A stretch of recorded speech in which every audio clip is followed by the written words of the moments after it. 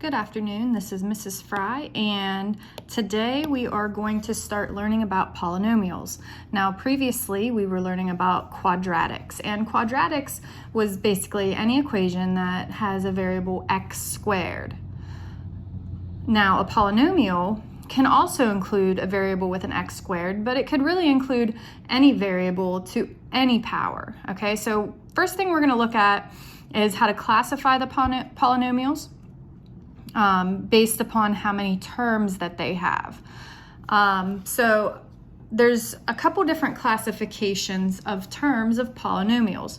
First off, polynomial means many terms. The word poly means many. Now we also have a monomial, which means one term. Binomial has two terms, and a trinomial has three terms. Polynomial, again, like I said before, has many terms. So that would be any polynomial that has more than three terms. We would just classify that as a polynomial. And then finally, we could also classify a constant, which would be just a whole integer number, no variable included. Okay, so I have a few examples here that we are going to classify. For the first one, A, I have 3x plus 1. Now we're just looking at how many terms are here. Terms would be like 3x and 1. Those are two separate terms, so that means this one is a binomial.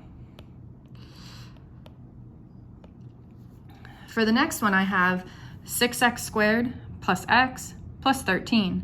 That's three terms. 1, 2, 3. Three terms would be a trinomial. The prefix tri means 3.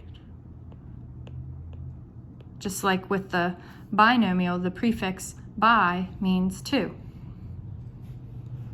The next one, C, I just have one term, 17x to the third. Now you're probably wondering, why is this just considered one term? Because we have 17 and x to the third. What would consider this, what would make this two different terms would be if you had a plus or a minus sign in between there. And because we don't have this, this would just be one term, which is a monomial. It's not joined by a plus or minus sign. It's joined together by multiplication, which makes it a monomial. The next one, D, is just the number 100. There's no variable here, which makes this a constant. And then finally, the last one, I put 4 different terms. 1, 2, 3, 4. Anytime there's more than 4 terms, 4 or more terms written out, we would just classify that as a polynomial. There's no special name for this. Okay, so now that we've learned a little bit about classifying polynomials, let's talk about the standard form of a polynomial. The standard form of a polynomial must be written starting with the highest degree down to the smallest. So I've got a couple examples here. Now previously when we worked out, with quadratics, we've been working on quadratics for quite some time now. The standard form of a quadratic is ax squared plus bx plus c. So we start with x squared, then x, then the constant. So we're kind of thinking the same thing here. Write these in standard form. Okay, so we want to start with the highest degree, which would be x squared. The negative 19, that goes with it. So I put negative 19x squared. And then plus 15x.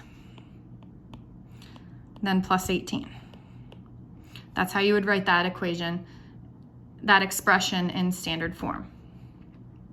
Okay, same thing for the next one. We'd start out with the highest degree, which would be 3x squared. And then plus 12x minus 1. And that's all there is to it for writing in standard form. For your homework today, I've just got a few different questions here. For classifying the polynomials, you're gonna just tell me, is this a monomial, binomial, trinomial, polynomial, or constant? So we've got 4 examples, 4 different problems for classifying the polynomials. And then when it comes to standard form, I made it multiple choice. Okay, so which of these problems is in standard form? Okay, so I just want you guys to text me your answers on Remind, and That's all for today. Bye.